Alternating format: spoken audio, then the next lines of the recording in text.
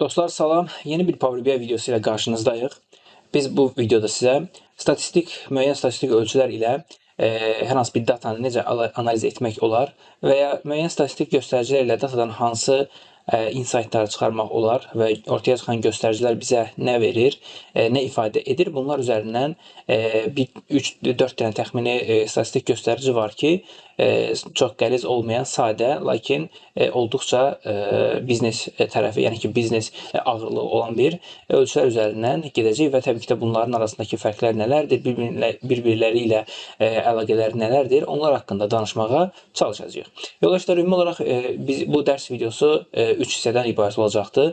Hər bir hissədə də demək olar ki, hər bir statistik ölçünün necə hesablandığını və bizə necə verdiyini və həmçinin də yoldaşlar hansı vizuallarda göstərə bilərik bunu istifadəçimizə, bunları analiz etməyə, bunları müzakirə etməyə çalışacağıq. Dostlar, videolarımız həm işin belə deyək, həm biznes tərəfini, bir müzakirə tərəfini danışacağıq.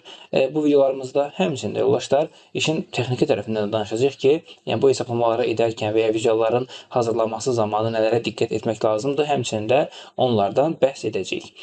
O zaman başlayaq. Yoldaşlar, bu dərs üçün bir nümunə bir hesab deməli data hazırlamışıq. Bu data ev alqı satqısı ilə bağlıdır. Hansı ki, yoldaşlar, xəyali bir şirkət düşünün. Bu şirkətdə hansı ki, ev alqı satqısı ilə məşğuldur. Və onun portfolyosunda dostlar müəyyən evlər var. Yəni ki, satışa hazır olan, satışa çıxarılmış müəyyən evlər var ki, onların siyahısı var dostlar burada. Və ki, versəniz hansı rayonda olduğu, köhnə tikili, təzə tikili, otaq sayı, kvadrat metrəsi, həmçinin neçənci mərtəbədə olması, təmirli, təmirsiz və həmçində onun əsas məsələ, yəni qiyməti burada qeyd olunmuşdur. Və təbii ki də hər birini bir-birindən yəni ki, fərqləndirən bir ID də, yəni ki, primary key olan property ID də həmçinin burada mövcuddur. Biz əsas yoldaşlar burada xüsusilə rayon və price, hansı ki, qiymət sütununu əsas istifadə edəcəyik. O zaman gəlin yoldaşlar geri qayıdım report hissəsinə və yoldaşlar report hissəsində mən artıq bu yəni ki, dərsdə həm işin statistik tərəfini danışacağıq, yəni ki, o ölçüləri, göstəriciləri və s. danışacağıq. Həmçinin də dediyim kimi vizualları yaradacağıq burada, hansı vizualda nəyi göstərmək olar. Bu səbəbdən bəzi vizualların artıq mən skeletin, yəni ki, template'ini artıq düzəltmişəm. Burada hazır qoymuşam. Sadəcə biz onların içərisini dolduracağıq.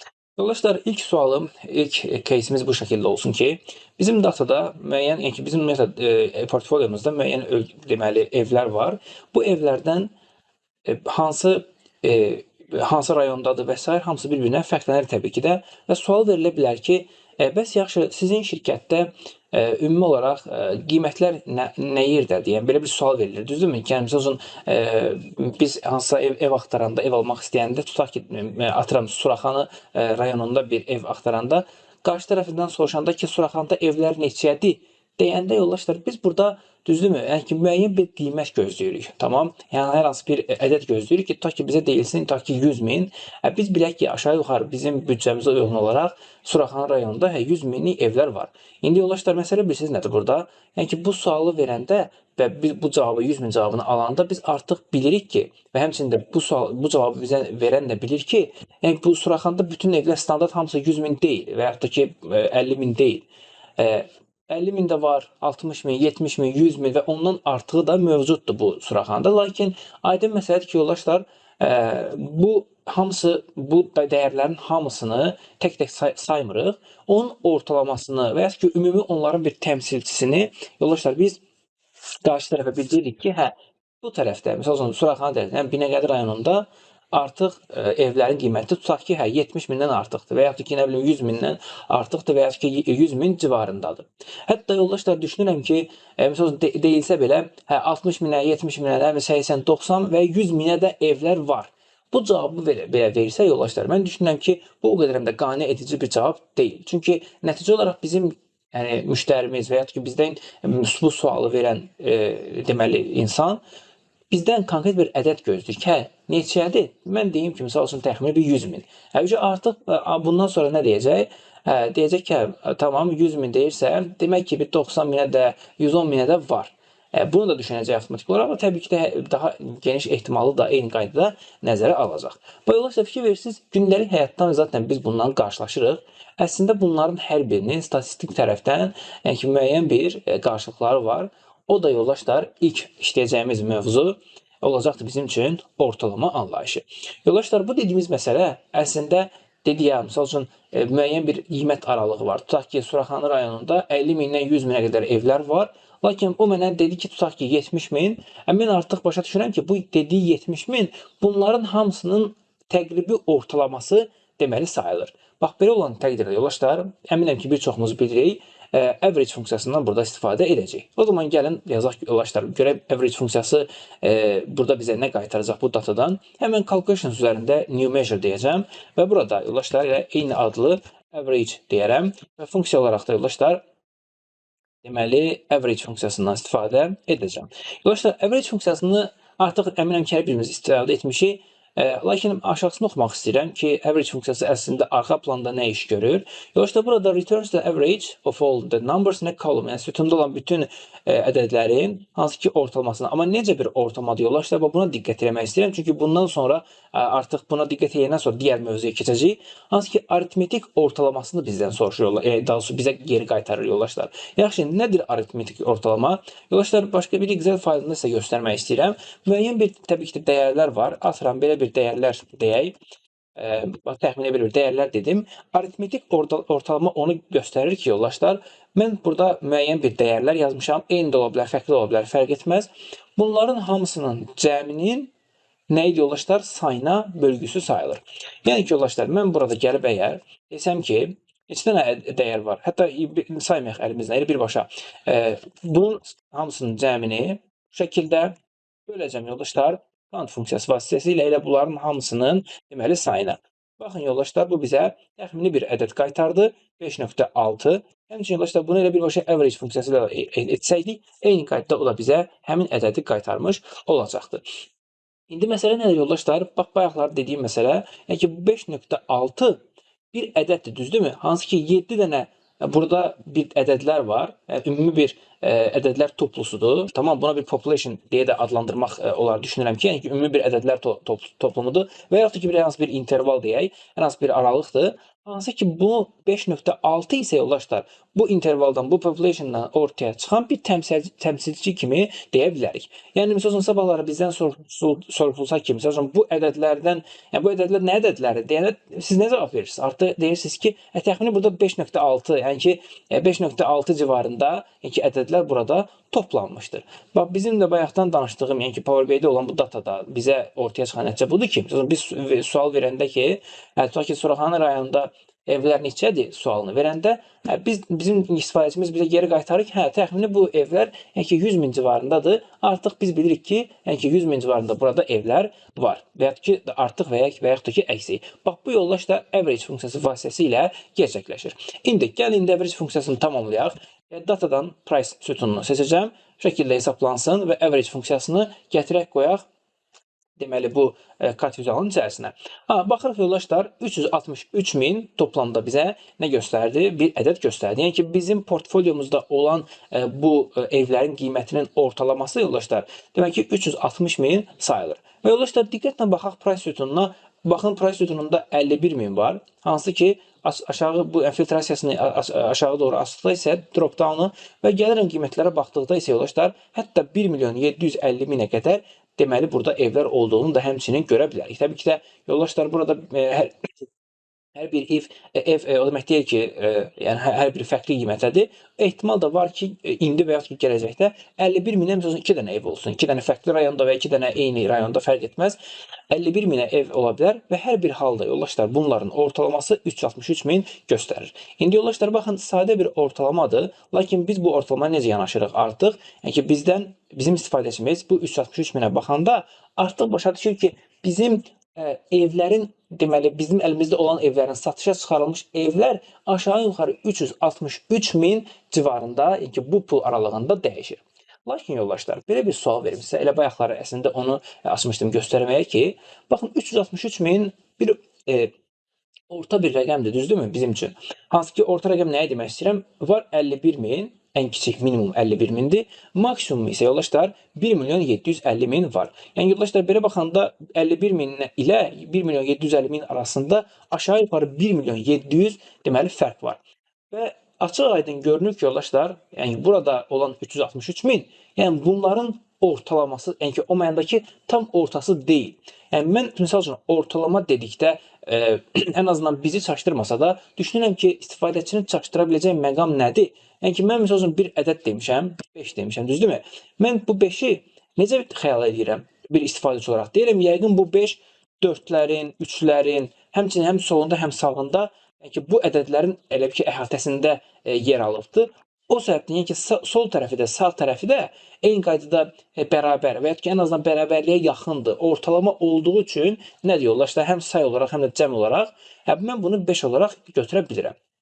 Lakin average funksiyası yoldaşlar elə formulun özündən də göründüyü üzrə bu cəmini bölür onların sayına. Bax, əslində elə məsələ də burada gizlidir ki, yoldaşlar, biz burada cəmləmə etdiyimiz zaman biz burada artıq hər hansı bir istisna qoymuruq ki, misal üçün böyükləri cəmləmə, tamam, onun əvəzinə kiçikləri cəmlə, düzdür? Burada biz hamısı böyük də ola bilərdi, bir dənəsi kiçik də ola bilərdi. Hər bir halda yoldaşlar böyük, kiçik nə qədər dəyər varsa bir-birindən, yəni ki, minimum ilə maksimum arasında, dostlar, bu datada olduğu kimi, bizim bu datada olduğu kimi minimum ilə maksimum arasında nə qədər də fərq olursa olsun, onun üçün fərq etməksizin hamısının cəmini bölür onların sayına. Bax, belə olan təqdirdə yoldaşlar, biz qəti şəkildə gözdən qaçırmamalıyıq ki, average funksiyası artıq burada outlier dediyimiz, hansı ki, bir-birinə yaxın olan dəyərlər düşünün. Hansı ki, o dəyərlərdən hamısı, yenə belə göstərmişsə, yoldaşlar, fərz eləyək ki, belə bir siyahınız var. Hətta bunu siz təzədən yazaq. Məsələn, 2, 4, 5, 5, 6, yenidən 4, yenidən 3 və yoldaşlar fikir verin, bunların hamısı aşağı yuxarı yəni ki 5-in və ya ki 4-ün ətrafında birləşib, düzdürmü? Yəni ki, hamısı bir-birinə çox yaxın dəyərlərdir. Lakin düşünün ki, yoldaşlar, burada mən gəldim, nə baş verir? 8-in yerinə bir dənə yazdım, hətta fərq görünsün deyə 20 yazdım, dostlar. Bax, belə olan təqdirdə mən bayaqlar dedim ki, təxmini 4-ün ətrafında birləşib, düzdürmü? Amma 20 bu işin içərisində daxil olduğu üçün artıq ortalamanı biraz kənara dartır. Hətta yoldaşlar, müqayisəni belə aparmaq üçün bu 6.3-də qalsın. Mən burada gəlib average yazsam əgər və bu 20-ni götürmədən yoldaşlar, gəlib sadəcə bu hissədə bir average tapası olsam, baxın dostlar, dediyim kimi həqiqətən də 4-ün ətrafında, yəni ki, ortalamanın 4 ətrafında olduğunu göstərir. İndi bax, burada biz average funksiyası vasitəsilə, hansı ki, bizim datada buna uyğundur, fərz edin 50.000, 60.000, 70.000, birdən gəlir nə baş verir? 1.750.000-ə gəlib çıxır. Bax, belə olan təqdirdə, yoldaşlar, biz artıq burada aldığımız cavab əslində 6.3-dür. Yəni ki, buradakı 363.000 əslində, yoldaşlar, bizim bax, bu 1 milyon və ya ki, bu outlierdən, yəni ki, normal bir-birinə yaxın olan dəyərlərdən fərqli olaraq çox uzaq bir dəyər var burada, hansı ki, buna bir outlier deyək. Hansı ki, bu outlier bizim average-imizi aşırı dərəcədə yuxarıya qaldırır. Bax, belə olan təqdirdə, yoldaşlar, biz əslində average bizə müəyyən bir dəyər versə də, burada biz artıq average-i tam olaraq bir təmsilçi dəyər olaraq götürməkdə biraz çətinlik çəkə bilirik. Bəs yaxşı, nə eləyək? Necə eləyək ki, daha bir real bizə qiymət versin, daha inandırıcı, real deyim, daha inandırıcı bir dəyər versin. Çünki yoldaşlar, niyə inandırıcı deyirəm buna? Hansı ki, biz aydın məsəl ki, bir orta bir vətəndaş olaraq gəlirik, hansı ki, biz sual verəndə təbii ki də bizə ilk öncə orta qiymətlər maraqlıdır, düzdürmü? Yəni ki, bir təxmini, misal üçün, əgər biz biliriksə ki, bizim Bakıda tutaq ki, 100.000 civarındadır evlər, fərz eləyək və mənim də büdcəmdə 100.000 civarındadır. Mən əlbəttə ki, 363.000 və ya ki, 1.700 eşitmək istəmirəm, düzdürmü? Mənim üçün daha bir inandırıcı bir rəqəmin olması daha yaxşı olar. Aysol, belə olan təqdirdə yoldaşlar, mən düşünürəm ki, bax, bu əgər ədədlər olmasa və ya ki, lap olsun, problem deyil, ən azından bax, bu siyahının ortasından bir ədəd. Niyə ortasından bir ədəd deyirəm, yoldaşlar? Çünki mən bilirəm ki, burada çox kiçik dəyərlər də var. Bunlara ehtiyac yoxdur. Bunlara zaten mənim gücüm çatır. Lakin çox böyük dəyərlər də var. Bunlara artıq mənim gücüm çatmır. Lakin onların ikisinin arasında olan hər hansı bir, misal üçün, bu, nə bilim, 178.000, 185.000, 200.000, bu civar olması daha yaxşıdır ki, mənə orta bir ədəd olması, bu təmsilci kimi bir orta ədəd olması daha yaxşıdır ki, mənim üçün daha inandırıcı bir rəqəm olmuş olsun.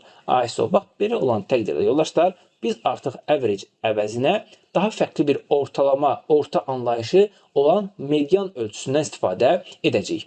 Yoldaşlar, həmin Excel-ə qayıtmaq istəyirəm. Bax, bunların hər ikisi zaten average idi. Sadəcə biri 20-ni saymırdı. Hansı ki, yoldaşlar, bu average'dir. Average olsun. Bir de dostlar, bizim nəyimiz var? Median göstəricimiz var. Dostlar, elə Excel'in özündə median adında bir funksiya var. Hansı ki, Power BI-də də var. Median açıqlamasında da göstərdiyi kimi. Gördüyünüz median or the number in the middle of the set of given numbers. Hansı ki, verilmiş bu ədədlərin, hansı ki, bir set var. Set edeyim də, yəni ki, ədədlər toplusu. Bu şəkildə bir array kimi ötürürük ona. Və onların ortasında, baxın, yoldaşlar, diqqətlə baxın, in the middle of the set deyir. Yəni ki, ortasında olan bu dəyəri bizim üçün qaytarır. Və yoldaşlar, bu çox önəmli bir məqamdır ki, ortası dedikdə burada söhbət average-dən fərqli olaraq bu gedib cəmləyib yarısına bölmür və ya ki, sayına bölmür daha doğrusu. Median sadəcə sayır neçə dənədir? Tutaq ki, fərz edək burada neçə dənə? 7 dənə, düzdürmü? 7 dənə sayır, bunların ortasındakı tam 6-ya düşür dostlar. Düşünürəm ki, burada 6 verəcək. Baxın dostlar, indi gəlirəm bu şəkildə saydığımız zaman, yəni ki, medianı saydığımız zaman bu şəkildə və mötərizəni bağladıqdan sonra enter düyməsini klikləyəndə bizə 4 qaytardı. 4 4 niyə qaytardı yoldaşlar? Unutdum onu sizə deməyi. Median, yəni ki, ortanı qaytarır. Sadəcə medianda bir məsələ var ki, average-dən fərqli olaraq median ilk öncə içəri daxilində bu ədədləri həmçində sıralayır yoldaşlar. Onu deməyi unutdum. Yəni ki, sıralayır, daha sonra ki, ortasından dəyər götürür. Gəlin biz də eyni işi görək. Hətta bir test yazıram bura. Bura bir filtrasiya əlavə edirəm. Və burada yoldaşlar sadəcə smallest to largest eləyəndə baxın yoldaşlar, indi orta dəyər nə oldu? Artıq 4 olmuş oldu. Bunu demək unutmuşdum, üzr sayın. Lakin bunun yerinə mən tutaq ki, yazsaydım əgər, tutaq ki 5, bu zaman fikir verirsiniz 5 olacaqdı. Və yaxud ki, fərqli bir dəyər yazaq, 7 yazsaydıq, 7 yazmasaq çünki onda sort əməliyyatı eləyir, o da alınmır. Hər bir halda yoldaşlar, məsələn 4.5 yazsaq necə? Bu 4.5 yazanda da orta dəyər 4.5 olduğu üçün həm sıralamada, həm belə ümumi olaraq bu səbəbdən bizə nə qaytardı yoldaşlar? 5 dəyərini və ki, orta dəyərini qaytarmış oldu. Bax, ədədlərin sayı yoldaşlar tək olduğu zaman onun orta dəyəri tapması problem deyil. Yəni ki, asandır. Belə göstərim yoldaşlar başqa bir siyahıda. Məsələn, müəyyən bir siyahı var. Hətta sıralı şəkildə yazacağım. 2, 4, 8, 9, 10, 15 və 17. Düzdürmü? Təkdir də, düzdür? Yəni ki, say olaraq, hətta belə yazaq, n bərabərdir 7-dir. Yəni ki, sayı toplamda 7-dir.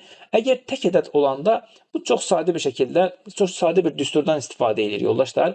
Ən rahat şəkildə belə bir düsturdan istifadə edir.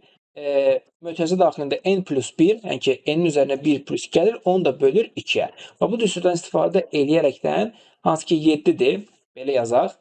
Baxın, 7 plus 1 deyirəm, onu da bölürəm, deməli 2-yə. Və belə olan təqdirdə bu bizə 4 qaytarır. Bu 4, yoldaşlar, bu əslində positiondur, düzdürmü? Yəni ki, indeks nömrəsidir.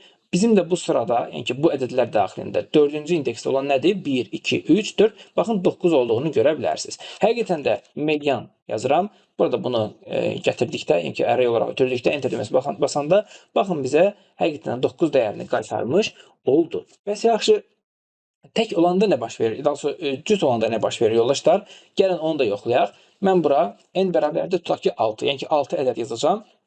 Eyni qaydada 2, 4, 8, 9, 10 və 15 yazacağam. Və yoldaşlar, bunun ortası, yəni əgər eyni düsturla hesablayası olsaq, əslində nəyə gəlib düşəcək? Sanki 3.5-ə gəlib düşür, düzdürmü? Yəni ki, n plus 1 və ya ki, birbaşa yazmaq istəyirəm. Yəni ki, 6 plus 1 bölünsün 2 desək, bu bizə 3.5 dəyərini qaytarmış olur. 3.5 dəyəri qaytarmaq o deməkdir ki, yoldaşlar, əslində 3 və 4-ü götürəcəm. Yəni ki, həm 3-ü və həm 4-ü götürməliyəm. Lakin 3 və 4 burada hansı dostlar? 8 və 9 düzdürmü? Yəni ki, 8 və 9 dəyərini götürəcəm. Lakin dostlar, hansı? Yəni, nəticə olaraq mən 2 dənə dəyər qaytara bilmərəm, düzdürmü? Baxın, median 1 dənə dəyər qaytarır bizə. Bəs 8 ilə 9-un hansını götürüm dedikdə isə yoldaşlar, bax, belə olduğu təqdirdə bu ikisinin ortaq, yəni ki, və ya ki, ortalaması tapılacaq. 8 ilə 9-un da ortalaması yoldaşlar nədir? 8.5. Və dostlar, həqiqətən də indi gəlin baxaq, median artıq yazsaq və bu şəkildə bunu çəksək aşağı, baxın, 8.5 olduğunu görə bilərsiniz. Bax, median ölçüsü yoldaşlar bu şəkildədir. Həmçinin geriyə qaydıram bura. Fikir verirsəniz yoldaşlar, bizim bu deməli dəyərdə, hansı ki average-ni hesablayan da bu. Burada yazaq deməli median. Median ilə hesabladıqda isə yoldaşlar bizim dəyərlərimiz nə oldu? Əməli başda fikir versəniz, birində 6.4, yəni ki 6,5-a yaxın, birində isə 5. 1.5 qədər bizdə nə verdi? Yəni ki fərq vermiş oldu. Bax bu yoldaşlar average ilə median arasındakı fərqdir. İndi gəlin baxaq bizim bu case-də bizim nə işimizə yarayacaq. Gəlirəm dostlar calculation üzərində sağ düymə üzərində new measure deyəcəm və bundan sonra yoldaşlar gələk burada yazaq elə median və elə eyni adlı median düsturundan yəni istifadə edək. Yoldaşlar returns-də baxın fifth percentile of values in a column. Bayaqları orada in the middle və s. yazırdı. Power BI-də isə yoldaşlar fifth percentile yazır. Dərsin ilərləyən dəqiqələrində percentile nədir? Həmçinin ona da baxacağız yoldaşlar. Həmin anda mən yəni ki 50-ci percentile-ın niyə median olduğunu da sizə həmçinin göstərəcəm. Bunu da ayrıca deməli istifadə edərsiniz. Amma hər bir halda yəni ki 50-ci percentile o deməkdir yoldaşlar, yəni ki 50-ci bölgü, yəni ki 50-ci bölgü deyək 50%-ci bölmə, yəni tam ortada olan dəyər nədir sualını verəndə artıq median bizə orta dəyəri qaytarmış olur. Həmçinin yoldaşlar price deyəcəm. Bunun da içərisinə və enter düyməsində klikləndə mənə müəyyən bir dəyəri qaytarmış oldu. Bu median dəyərini yoldaşlar gətirib də bu kart vizualında istifadə edəndə isə baxın dostlar, mənə 200.000 civar, yəni ki 200.000 təxmini bir ədəd qaytarmış olacaq. Yenidən üzərində danışmaq istəyirəm yoldaşlar. Average ilə median arasında yoldaşlar fikir verin. Average dedikdə, yəni ki mənim ümumiyyətlə portfolyomda olan dəyərlərin və ya ki bu qiymətlərin, ev qiymətlərinin ümumi ortalaması mənim üçün average 363.000-dir. Amma bilirəm ki təxmini böyüyü ilə kiçiyi ilə 363.000 civarında yəni ki evlər mənim əlimdə mövcuddur. Lakin mən artıq bu dəyərə baxanda bilirəm ki, və ya ki onu nəzərə almalıyam ki, 363.000 deyəndə burada ən kiçik ilə ən böyük dəyər arasında bir, yəni ki ortalama mövcuddur. Lakin median isə yoldaşlar konkret bu dəyərləri böyükdən kiçiyə, yəni ki daha doğrusu kiçikdən böyüyə sıralayır və ortada qalan dəyər hansıdırsa mənə onu qaytarmış olacaq. Bax bu tip hesablamalarda yoldaşlar artıq düşünürəm ki, bu tip yəni göstərimlərdə, bu tip ölçümlərdə evlərin qiyməti nə qədərdir? Və yaxud da ki, sizin portfolyonuzda hansı qiymət aralığında və ya ki, hansı qiymət civarında evlər mövcuddur sualını verəndə yoldaşlar, mən düşünürəm ki, belə olan təqdirdə mediandan istifadə etmək o qədər də pis bir üsul olmaz. Və artıq bizim istifadəçimizə rahat bir şəkildə deyə bilərik ki, bizim evlər aşağı yuxarı 200.000, yəni və ya ki 200.000-ə qədərdir və ya ki 200.000 civarında evlər də əlimizdə mövcuddur. Lakin bunu dedikdən sonra bir də not keçmək olar ki, 200.000 olmasına baxmayaraq, lakin əgər daha bir lüks evlər istəsəniz, bizim əlimizdə əslində yəni ki milyondan artıq və ya ki 500.000-dən artıq da həmçinin də qiymətli evlər də burada mövcuddur. Belə. Bu average ilə yoldaşlar median arasındakı həm texniki fərqi idi ki göstərdim sizə, həmçində necə istifadə oluna bilər, yəni ki bunları eyni vaxtda və ya ki fərqli necə istifadə etmək olar, onlara aid kiçik bir nümunə sayılırdı. İndi istəyirəm yoldaşlar həmçinin həm average həm medianı belə ümumi olaraq yox, sual verə bilərsiniz ki, həmişəmi average mediandan yüksək olur, heç yaxınlaşdığı və ya ki əksi olduğu durumlar olmurmu? Belə bir sual verilə bilər. Onu da bu yandakı vizualda yoldaşlar istəyirəm göstərim sizə ki, bizim bu datada fikir versəniz rayonlar üzrə bir bölgü var. Elə bu rayonlardan istifadə edək. Yoldaşlar həmən bizim bu bar chartda gəlmişkən bar chartımızın Y oxuna district məlumatını atacağım, rayon məlumatını atacağım. X oxuna isə yoldaşlar həm average atım. Baxın yoldaşlar, həm average atdım, həmçində yoldaşlar median ölçüsünü bu şəkildə ataq. Və yoldaşlar, belə bir düzəliş eləmək istəyirəm. Burada fikir versəniz, oxunaqlığı biraz çətin oldu. İlk öncə yüzlük minliklərini ayıraq. Qəpik hissəsinə ehtiyac yoxdur, yəni desimal hissəsinə ehtiyac yoxdur. Həmçinin medianda da minliklərini ayıraq, desimal hissəsinə də ehtiyac olmasın. Bu şəkildə qarşımızda dayanır. Bu daha yaxşı bir göstərimdir. Və fikir versəniz yoldaşlar, ümumi ortalamada Səbail rayonunda ortalama qiymətimiz 705 mindir. Bax, indi yoldaşlar, bayaq ümumi olaraq danışırdıq. İndi isə burada rayon danışmaq olar. Yəni, misal üçün, 363 min əslində belə baxanda Yasamal rayonuna daha uyğun gəlir. Yəni ki, bizim əslində bu average Yasamal rayonumuz daha uyğun gəlir. Hətta yegəndə medianımız da ona uyğun gəlir. Lakin əslində bizim portfolyomuzda fikir versəniz, Səbail rayonu əməli başda fərq yaradır. Yəni ki, 705 min ortalama ilə yəni ki, bizim ümumi ortalamanın üzərindədir. Həmçində 550 min median da bizim ümumi medianın üzərindədir. Səbail rayonu, yəni ki, burada yoldaşlar artıq bu nəticəyə çıxa bilərik ki, bizim bu datada, bizim bu portfolyomuzda Səbail rayonunda daha yəni ki, yüksək satışlı, yüksək qiymətli evlər mövcuddur. Lakin bunun əksinə yoldaşlar, Sabunçu rayonuna diqqətlə baxsanız 172 min və həmçində 120 min median olaraq bizə qarşılıq gəlir. Bax, bu göstəricilərə baxaraq yoldaşlar, biz əslində öz büdcəmizin hansı rayona daha uyğun və ki, hansı rayona daha uzaq olduğunu, yəni ki, burada asan bir şəkildə görə bilərik. Ən azından ümumi bir baxışda, daha sonra isə detallarına enmək olar. Misal üçün, 700 belə bir şey sual verir bilər ki, Səbəli rayonunda 705 min və 550 min, yəni ki, 750 min civarında və yaxud ki, elə 550 min civarında evlər mövcud. Yəni, bu o deməkdir ki, hamısı da 550 mindən yuxarıdırmı? Və yaxud ki, daha ucuz evlər yoxdur. Misal üçün, adam sırf istəyir ki, Səbəli rayonunda ev alsın, amma 550 minə baxanda bu, bəlkə də onun büdcəsini aşmış kimi görünür, düzdürmü? Belə olan təqdirdə yoldaşlar, artıq Səbəli rayonunun evlərinə tək-tək baxmaq olar və yaxud ki, burada minimum və maksimumunu da həmçinin tooltip olaraq göstərmək olar. Maraq üçün baxım, misal üçün, Səbəli rayonunda gəlirəm, filtrləyirəm Səbəli rayonunu. Baxın yoldaşlar, yəni ki, burada əslində outlierimiz hardasa bu 1.750.000 sayıla bilər. Lakin fikir versək, hətta 185 min, 200 mindən belə, mediandan belə aşağı olan müəyyən bir evlər həmçinin burada mövcuddur. Yəni ki, misal üçün 200 min civarında bir büdcəsi olan biri 185 min evə, yəni ki, Səbəli rayonunda hardasa düşünə bilər. Bu şəkildə köhnə təmirli, 2 otaqlı və həmçinin təmirli və s. baxaraqdan artıq öz qərarını verə bilər. Belə. Və yoldaşlar, bu da median ilə average arasındakı fərqidir. Həmçinin bunu rayonlar üzərində də göstərdim. Bir dahaki dərsimizdə yoldaşlar, ikinci mövzumuzda, artıq ikinci videomuzda isə yoldaşlar, eyni qaydada mən istəyirəm ki, medianı fərqli bir vizual var. Box plot vizual deyirlər buna. Bu vizual üzərində göstərim. Həmçində o da statistik olaraq, həmçində vizual olaraq çox maraqlı, həmçində düşünürəm ki, daha məlumat xarakterli bir vizual olmuş olacaq.